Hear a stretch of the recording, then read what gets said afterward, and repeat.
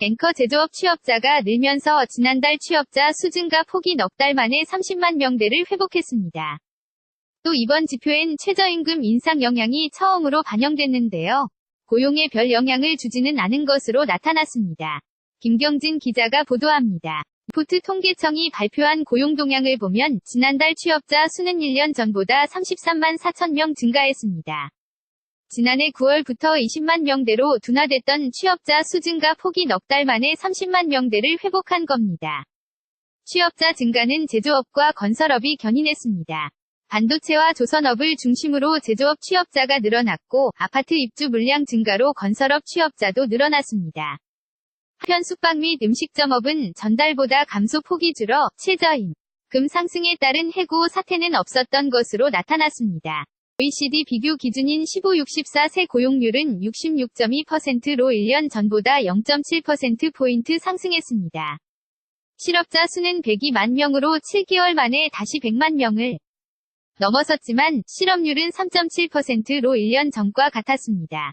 청년층 실업률은 8.7%로 1년 전보다 0.1%포인트 높아졌습니다. 하지만 취업준비생 등을 포함한 청년 체감 실업률은 21.8%로 0.8%포인트 줄었습니다.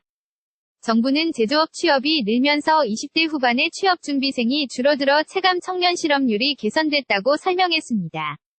정부는 다만 졸업 시즌을 앞두고 있고 대내외 위험 요인도 여전해 2월 지표는 낙관하기 어렵다며 청년 일자리 대책 등을 조속히 마련하겠다고 덧붙였습니다. KBS 뉴스 김경진입니다. 앵커 제조업 취업자가 늘면서 지난달 취업자 수 증가 폭이 넉 달 만에 30만 명대를 회복했습니다. 또 이번 지표엔 최저임금 인상 영향이 처음으로 반영됐는데요. 고용에 별 영향을 주지는 않은 것으로 나타났습니다.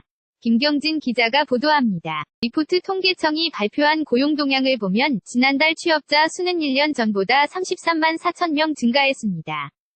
지난해 9월부터 20만 명대로 둔화됐던 취업자 수 증가 폭이 넉 달 만에 30만 명대를 회복한 겁니다.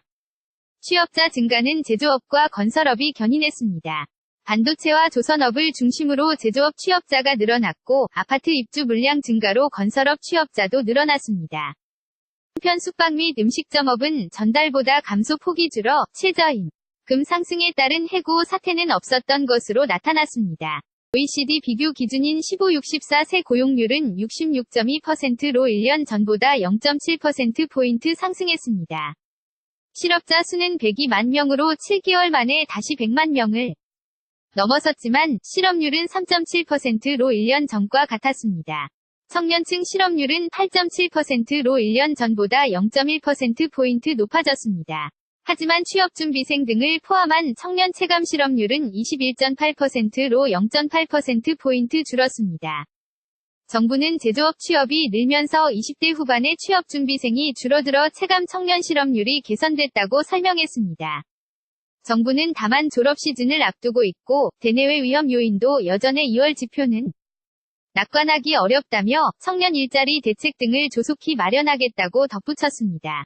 KBS 뉴스 김경진입니다. Let it go, ain't nobody go. Take our bodies higher.